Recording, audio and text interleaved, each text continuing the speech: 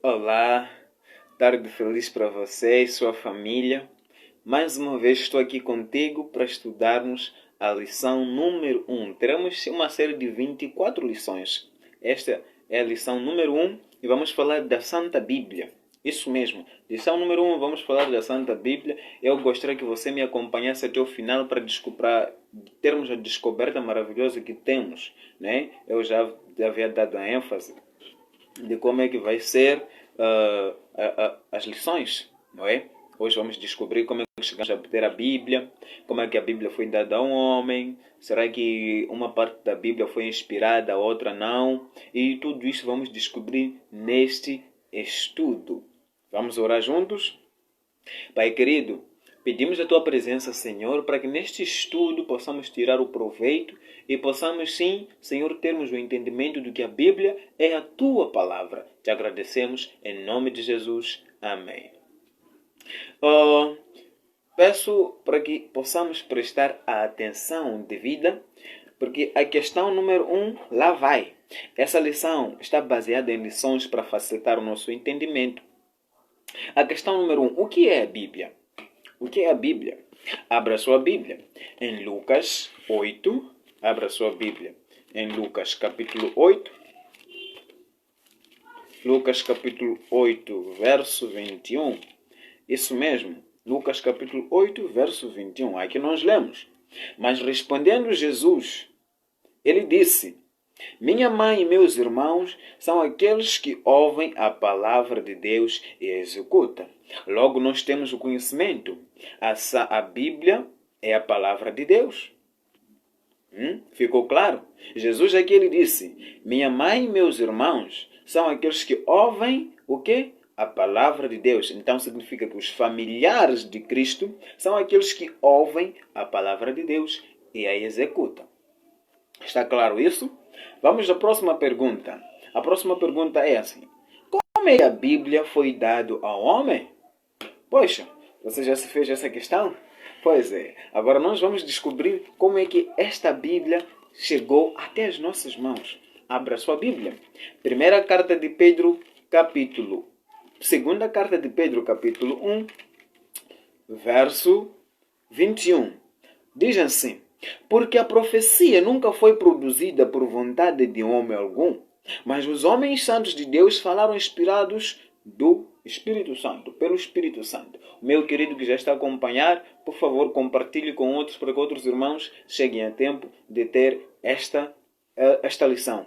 Então, aqui nós lemos, porque a profecia nunca foi produzida por vontade de homem algum, mas os homens santos de Deus falaram inspirados pelo Espírito Santo. Pois é, então a Bíblia, para chegar a um homem, Deus, por seu intermédio, pelo Espírito Santo, inspirou os seus profetas. Ele inspirou os profetas a escreverem esta palavra que hoje nós temos. Está claro isso? E se você tiver alguma dúvida, por favor, não hesite em colocá-la. Coloque aqui embaixo que eu estarei a responder para você, tá bom? Vamos prosseguir com o nosso estudo. Qual é a sua utilidade? Você já se perguntou, mas este livro de quem tantas pessoas falam, que é a palavra de Deus, ou que tivemos através do Espírito Santo inspirando os homens, qual é a importância, qual é a utilidade dessa palavra? Você quer saber? Abra sua Bíblia em São João 20. Isso mesmo. João capítulo 20. João capítulo 20. Nós teremos a resposta para esta pergunta. O penúltimo capítulo do livro de João. João capítulo 20, verso 30 a 31. Diz assim: Jesus, pois, operou também em presença de seus discípulos muitos outros sinais que não estão escritos neste livro. 31. Estes, porém, foram escritos para que creiais que Jesus é o Cristo, o Filho de Deus. É para que, crendo, tenhais a vida em seu nome. Essa palavra nos foi deixada para que nós pudéssemos crer que Jesus veio e que Jesus é o Filho de Deus. E no final disso, possamos ter a vida eterna em nome dele. Ele disse: eu sou o caminho, a verdade e a vida. Então, para nós termos a vida eterna, precisamos primeiro fazer o quê? Ler esta palavra. Porque sem lermos esta palavra, não saberemos que Jesus é o Filho de Deus. Não saberemos que Cristo é o Filho de Deus. E não teremos a vida em seu nome. Está claro a terceira pergunta? Vamos à quarta pergunta. Que parte da Bíblia é inspirada por Deus? Você já se fez essa pergunta? Será que o Novo Testamento, o Antigo Testamento, foi Deus que inspirou? E vamos ver isso. Abra sua Bíblia para termos a resposta. A Bíblia é a nossa única regra de fé. E vamos deixar a Bíblia nos responder. Somente a Bíblia vai nos dar as respostas. Que parte da Bíblia é inspirada por Deus? Abra sua Bíblia. Em 2ª carta de Timóteo, em 2 Timóteo, capítulo 3, verso 16. Abra sua Bíblia. Em 2 Timóteo, capítulo 3, verso 16. Toda a escritura divinamente inspirada, entendeu? Toda escritura divinamente inspirada é proveitosa para ensinar, para repreender, para corrigir, para instruir em justiça. Então, significa que toda palavra, toda a Bíblia, ela é inspirada por Deus. Não há parte que não foi Deus quem inspirou. Tá bom, meu querido? Então, você fique firme até o final do estudo, porque teremos revelações incríveis para conhecermos por completo este livro. Sabe por quê? Isso é muito essencial para nós. Temos a pergunta número 5. Como é que devemos estudá-la? Como é que nós podemos estudar a Bíblia para entender melhor? E isso nós vamos ter no livro de Isaías, capítulo 28, verso 10. Abra sua Bíblia comigo e vamos juntos conferir. Isaías, capítulo 28, verso 10. Abra sua Bíblia. Não se demore. Não se demore. Porque é mandamento sobre mandamento. Mandamento sobre mandamento. Regra sobre regra. Regra sobre regra. Um pouco aqui, um pouco ali. Isso mesmo. Para você estudar a Bíblia da melhor forma, você precisa comparar as passagens. Por exemplo, digamos que você escolheu estudar acerca de um assunto. Estudar acerca de um assunto. Você não vai pegar somente o capítulo 27 de Isaías. Você vai precisar do capítulo 27, um verso aqui, depois no Novo Testamento, mais um pouco, lá também, mais um pouco. Para nós sabermos que Jesus ressuscitou. Não é somente um livro que nos fala isso. Nós temos o livro de Mateus, nós temos o livro de Atos, nós temos o livro de Romanos, nós temos o livro de Tessalonicenses. Consegue compreender? São vários livros que nos ajudam a entender o mesmo assunto. Não é maravilhoso? Mais uma pergunta, vamos lá. A sexta pergunta. Que parte da Bíblia não foi escrita por homens? Esta é a pergunta que muitos acho que ninguém faz essa pergunta. Qual parte da Bíblia não foi escrita por homem? Você, meu querido, consegue responder aí embaixo? Manda para mim enquanto eu abro aqui o versículo. Abra sua Bíblia. Qual é a parte da Bíblia que não foi um homem que escreveu? Abra sua Bíblia. Abra sua Bíblia.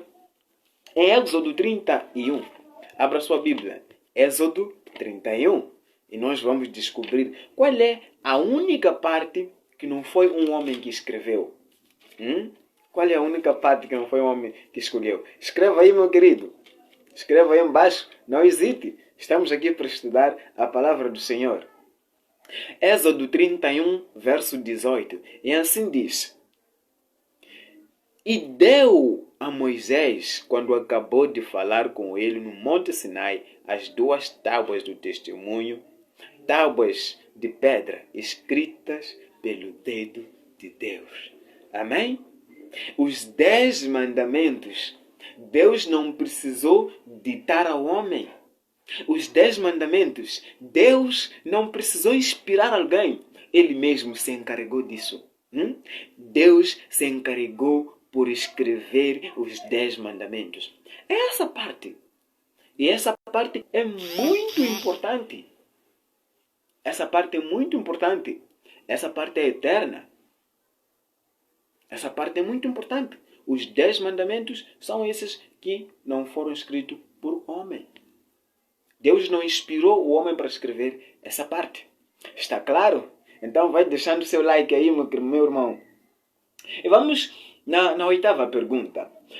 Por que Paulo... Perdão, a 7ª pergunta. Qual deve ser a nossa atitude ao ler a Bíblia? Seria assim. Deus deu a Moisés as 2 tábuas quando acabou de falar com ele, escrita pelo Deus de Deus, então está certo, está bom, crê. Deve ser assim. E vamos ver o que a Bíblia nos fala. Abra a sua Bíblia em João. João capítulo 5, verso 39. Abra a sua Bíblia. João capítulo 5, verso 39. E o que nos diz esse verso? Examinai as Escrituras, porque vós cuidai ter nelas a vida eterna. E são elas que de mim testificam. Entendeu? Examinar. Nós devemos examinar, analisar as Escrituras. O que na verdade, querem nos revelar? Não é somente eu li uma passagem, o Pai que me enviou, Ele mesmo testifica de mim.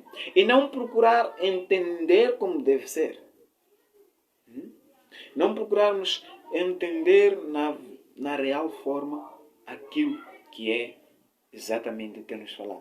Ao ler a Bíblia, nossa atitude deve ser de examinar as Escrituras. A próxima passagem que vamos ler agora vai nos ajudar também o que é que nós devemos fazer ao ler a Bíblia. Tudo bem? Vamos na 8ª pergunta. Por que é que Paulo falou que os bereanos eram os mais nobres que os de Tessalônica? Abra sua Bíblia em Atos capítulo 17, verso 11. E vamos também entender. E isso está um pouco ligado à questão número 7. Como é que deve ser a nossa atitude? Então, a nossa atitude deve ser de examinar a palavra de Deus. Por isso Paulo também aqui nos acrescenta mais uma coisa que nós devemos fazer ao estudar a palavra ou quando alguém chega diante de nós para nos dar a palavra de Deus. Abra sua Bíblia em Atos, capítulo 17, verso 11. Assim diz: Ora, estes foram mais nobres que os de Tessalônica, porque de bom grado receberam a palavra, examinando, consegue entender? Examinando cada dia nas Escrituras se estas coisas eram assim. Olha que maravilha! Lá no João conseguimos ver também a palavra examinar. O mesmo assunto, nós devemos examinar. E lá no João temos as palavras vindo da boca do próprio Jesus. E ele diz: examinai as Escrituras. Amém? Examinai as Escrituras. E o Paulo também nos fala que os bereanos examinaram também as Escrituras. E eles receberam este elogio de Paulo. Os bereanos receberam o elogio de Paulo. Paulo os elogiou, que foram os mais nobres, porque ao ouvir a palavra do Senhor, eles não simplesmente se entregaram, mas eles pegaram as Escrituras e a cada dia eles foram examinando, cavando mais a fundo para saber se o que Paulo falava era assim. Meu querido, examine as Escrituras, porque vós cuidais ter nelas a vida eterna. E são elas mesmas que testificam de Jesus. João 5, 39. A 9ª e última questão diz assim: que benefício recebe o estudante da Bíblia? Essa Bíblia eu já compreendi que foi inspirada por Deus através do Espírito Santo nos homens. Eu já compreendi que devo examinar a Bíblia. Eu já compreendi que a Bíblia é a palavra de Deus. Mas o que recebo no final de estudar esta Bíblia? Vamos saber. Abra a sua Bíblia no livro de Apocalipse. Abra a sua Bíblia no livro de Apocalipse. O último livro da Bíblia e o primeiro capítulo do mesmo livro. Aqui nós lemos. Verso 3. Apocalipse 1, verso 3. Diz assim: bem-aventurado aquele que lê. O quê? Bem-aventurado aquele que lê. E mais.